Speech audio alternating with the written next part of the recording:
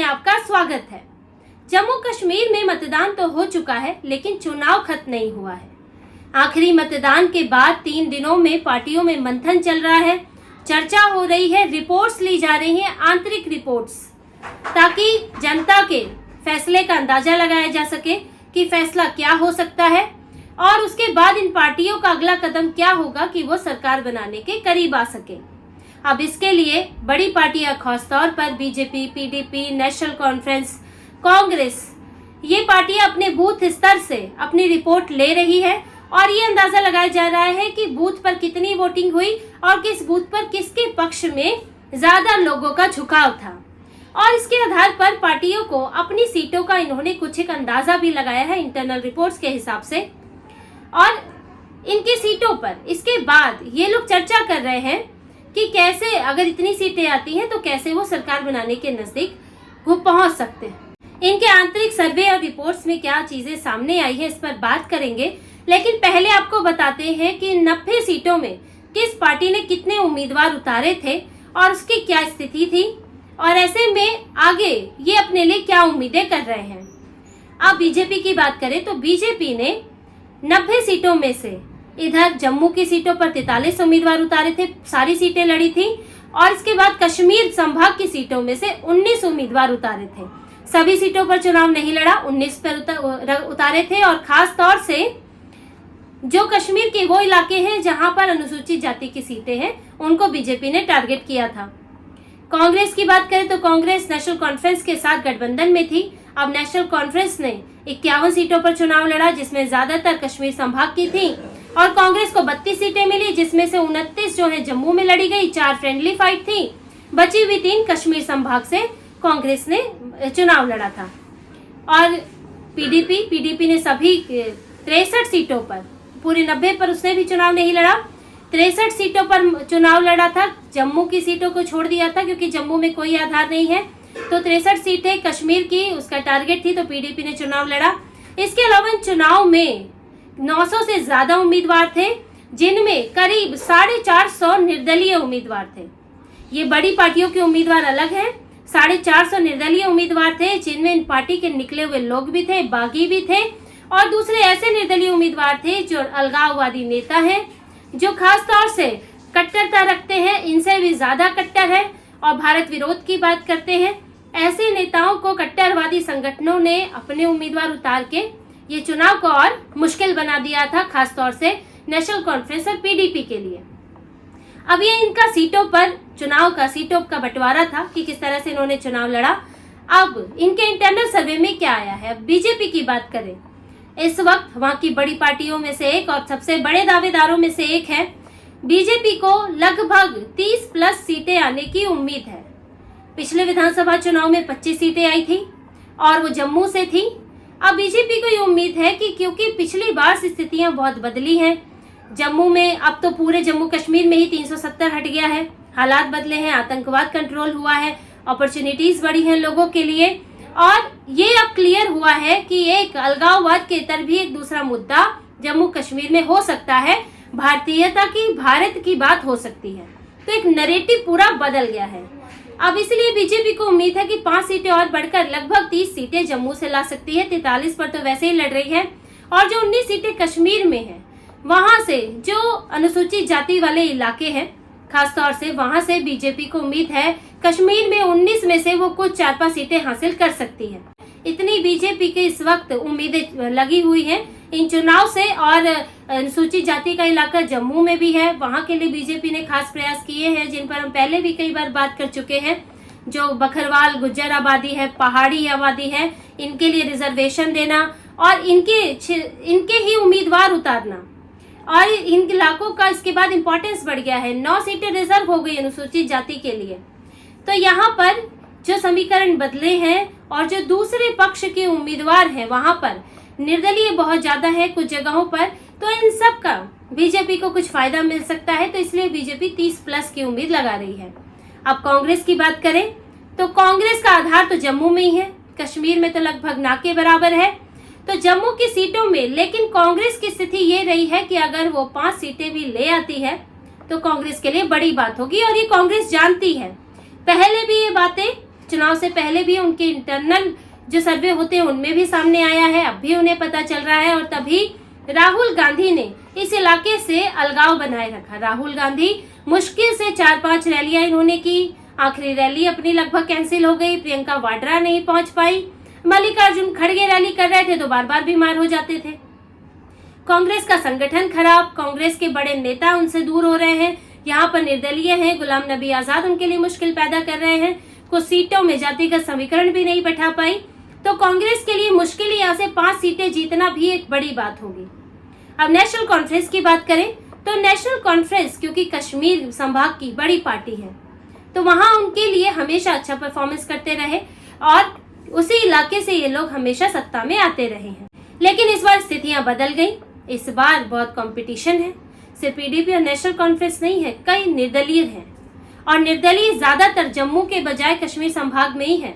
इसलिए national conference को 10 से 15 सीटों की इस वक्त उसकी रिपोर्ट ये बता रही है कि 10 से 15 सीटें उसे मिल सकती है कश्मीर संभाग में, क्योंकि देखिए कश्मीर में 47 सीटें हैं। अब उम्मीदवार आप देखिए, जो सबसे बड़ा जो नेशनल कॉन्फ्रेंस का डर राशिद इंजीनियर, और राशिद इंजीनियर को सपोर्ट मिल गया जमाते इस्लामी से, करीब 36 या 40 उम्मीदवार इन्होंने इस वक्त मैदान में उतारे हैं। अब 47 सीटों में अगर इतने उम्मीदवार इनके हैं जो कि यहाँ पे बड़ा प्रभाव रखते हैं, बारामूला से राशिद इंजीनियर ने ही उमर अब्दुल्ला को हराया था और उमर अब्दुल्ला की हिम्मत इतनी टूट गई कि उन्होंने विधानसभा का चुनाव 2-2 सीटों से लड़ा। उन्हें ये विश्वास ही नहीं है कि वो बारामूला से दोबारा लड़ने की हिम्मत नहीं कर सके और यहाँ भी उनको विश्वास नहीं था कि वो अपनी एक जो उनकी पारंपरिक सीट है गांदरबल की, वो भी उसे जीत सकते हैं, इसलिए बडगाम से भी वो उतरे। तो नेशनल कॉन्फ्रेंस की स्थिति तो उमर अब्दुल्ला से ही दिख जाती है। फिर दूसरी सीटों पर दूसरी और सीटें हैं जहां पर पीडीपी भी चुनौती दे रही है और एक सीट पर कम से कम समझिए कई सीटों पर 9-9, 10-10 उम्मीदवार हैं और वो उम्मीदवार भी ऐसे छोटे मोटे नहीं हैं। कई तो ऐसे हैं जो स्थानीय स्तर पर पहचान रखते हैं, जिनको लोग चाचा की कहकर भी बुलाते हैं। इस तरह के उम्मीदवार हैं जिन पर लोग वहां के भरोसा करते हैं। और जब नेशनल कॉन्फ्रेंस और पीडीपी को लोग पहले ही देख चुके हैं कि इनके क्या हालात रहे हैं, अब ये भले ही 1000 वादे कर ले तो कश्मीर के लोग ही इन पर भरोसा नहीं करते। तो ऐसे में नेशनल कॉन्फ्रेंस के लिए ये बड़ा मुश्किल है कि वो 47 सीटों में कोई बड़ा आंकड़ा छू ले, क्योंकि लगभग कश्मीर की हर सीट पर उसके सामने चुनौती है और ये चुनौती निर्दलियों की है। अब पीडीपी का देखिए आप, पीडीपी के जरिए कि इनके सामने कैसी मुश्किल है आपको बताया जाए। पीडीपी पुलवामा से चुनाव लड़ रही है, नेशनल कॉन्फ्रेंस भी लड़ रही है पुलवामा से, लेकिन आप देखिए पुलवामा में जमाते इस्लामी ने अपना कैंडिडेट उतार दिया निर्दलीय और उसको सपोर्ट कर दिया राशिद इंजीनियर की पार्टी ने। अब हमेशा से पीडीपी पुलवामा में जीतती रही थी जमाते इस्लामी के कैडर के जरिए, क्योंकि इन पार्टियों का कैडर था लेकिन ये चुनाव नहीं लड़ते थे। जमाते इस्लामी ने 1971 से 87 तक चुनाव लड़ा था और अच्छा परफॉर्मेंस करती आई थी, लेकिन उसके बाद चुनाव लड़ना छोड़ दिया। फिर प्रतिबंध लग गया है तो आतंकवादी संगठन चुनाव तो नहीं लड़ सकता, लेकिन कैडर बना हुआ है और निर्दलीय उतारे हैं, बैकडोर से सपोर्ट दिया जा रहा है। अब जिस जमाते इस्लामी के बल पर पीडीपी पुलवामा में जीतती थी, अब वो जमाते इस्लामी ने अपना समर्थन खींच लिया, पीडीपी की हालत खराब हो गई। अब वो समर्थन चला गया इंडिपेंडेंट को, नेशनल कॉन्फ्रेंस भी है, अब उसके लिए मुश्किल है। राशिद इंजीनियर वो भी जमाते इस्लामी को सपोर्ट कर रहे हैं, तो पुलवामा की एक सीट बड़ा मुश्किल है। ऐसे कई सीटें हैं जिन पर निर्दलियों के कारण और ये जो दूसरे इनके बागियों के कारण मुश्किल हुई है। हुर्रियत जैसे संगठन, अलगाववादी संगठन चुनाव का विरोध करते थे, लेकिन अब इंडिपेंडेंट्स का सहयोग कर रहे हैं। सबने ये परोक्ष रूप से, कोई निर्दलीय उतर गया, कोई इंडिपेंडेंट उतार रहा है, तो सब लोग इस वक्त चुनाव में कूदे हुए हैं, जिसके कारण नेशनल कॉन्फ्रेंस को भी इतनी कम उम्मीदें हैं। और पीडीपी की बात करें तो वो अगर डबल डिजिट में भी ले आती है तो पीडीपी बहुत ही खुश हो जाएगी, बड़ी बात होगी, क्योंकि इनको अपनी आंतरिक सर्वे में मुश्किल से 8 से 10 सीटों का इन्होंने अंदाजा लगाया है कि इनको मिल सकती है पूरी 47 सीटों में से। और इसी डर से इस बार जो है महबूबा मुफ्ती ने चुनाव नहीं लड़ा, अपनी बेटी को उतारा बहरामपुर से, और वो उनकी पारंपरिक सीट रही है, पीढ़ियों की सीट रही है, वरना तो उनकी बेटी की भी उम्मीद नहीं थी कि वो कहीं और से लड़ती तो जीत जाती। महबूबा मुफ्ती की हालत बहुत खराब है। वैसे भी बीजेपी से उन्होंने गठबंधन किया था, उसके बाद बीजेपी गठबंधन से अलग हुई और वहां पर 370 हट गया तो ऐसे भी नाराजगी है लोगों में। तो पीडीपी को तो उम्मीद बहुत ही कम है। अब इन सब पार्टियों ने अपना अपना ये लगभग एक आंकड़ा लगा लिया है और इस हिसाब से देखिए अभी गुपकार की तरह चर्चा तेज हो गई है और बीजेपी भी अब उन उम्मीदवारों की लिस्ट बनाने लगी है, उन निर्दलीयों की एक सूची तैयार हो रही है कि किनसे संपर्क किया जा सकता है। अगर आप 30+ सीटें भी लाते हो तो आपको कम से कम 10-12 निर्दलीय चाहिए या किन पार्टियों से आपका समर्थन हो सकता है। अब इस बीच तो एक अफवाह भी उड़ी कि नेशनल कॉन्फ्रेंस और बीजेपी भी समर्थन कर सकते, साथ में सरकार बना सकते हैं। नेशनल कॉन्फ्रेंस ने इससे इनकार कर दिया, लेकिन जब पीडीपी साथ आ सकती है तो नेशनल कॉन्फ्रेंस क्यों नहीं। और ये वो स्थिति नहीं रहेगी जो पीडीपी जिसमें बड़े भाई के तौर पर थी और पीडीपी का ही मुख्यमंत्री बना। अब अगर बीजेपी किसी का सपोर्ट लेगी तो बीजेपी वो बड़े भाई की तरह होगी और मुख्यमंत्री बीजेपी का बनेगा और फैसलों में बीजेपी का ही वर्चस्व होगा। तो ऐसे में बीजेपी निर्दलियों के विकल्प भी देख रही है और दूसरे विकल्प भी खुले रखे हैं। अगर संभव हुआ सबसे ज्यादा सीटें ले आई तो वो सरकार बनाने के लिए प्रयास कर सकती है। इसी तरह से इनकी गुपकार की चर्चा भी चल रही है। ये सभी जो पार्टियां हैं, अलगाववादी पार्टियां, यहाँ से नेशनल कॉन्फ्रेंस, पीडीपी, कांग्रेस, जो इंडिया अलायंस में भी जिनका नाम लिया जाता है, अब वो भी एक सोच रहे हैं कि अगर बटा हुआ नतीजा आता है तो ऐसे में ये किया जाएगा कि हम गुपकार का एक गठबंधन बनाकर सत्ता में वापसी कर सके। इसके लिए चाहे 2.5 साल का मुख्यमंत्री बना ले या फिर किसी तरह से मंत्रालयों का बंटवारा इस तरह से हो कि सबको जो है फायदा मिल जाए, लेकिन भाजपा को सत्ता में आने से रोके।